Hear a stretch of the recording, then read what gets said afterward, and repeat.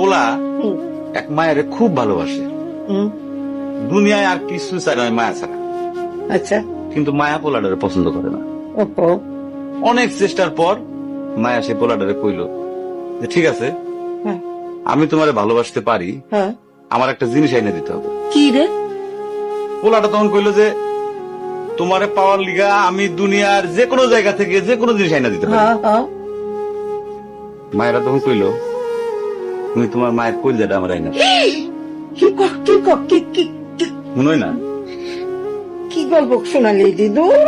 পোলা তখন দৌড়াইতে দৌড়াইতে তার মায়ের কাছে গেল, হ্যাঁ, মারে যা কইল, হ্যাঁ, মা আমি একটা মায়ের ভালোবাসছি, আমি তারে ছাড়া বাঁচুনি, হ্যাঁ। কিন্তু ওই মায়া আমার একটা জিনিস নিয়ে যাইতে কইছে, সেটা হলো তোমার কলিজা।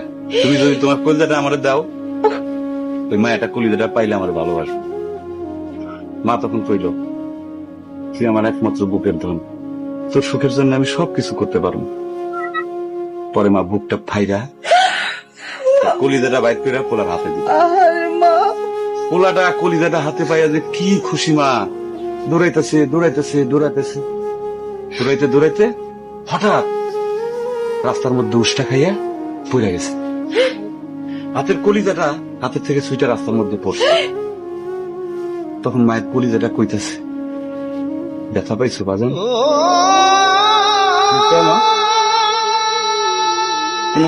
হ ভাই, এটাই মা।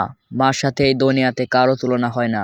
মা এই দুনিয়াতে সবচেয়ে উপরে। সবাই তোমাকে ছেড়ে গেলেও মা কখনোই ছেড়ে যাবে না। ভাই, মাকে ভালোবাসলে চ্যানেলটাকে সাবস্ক্রাইব করো।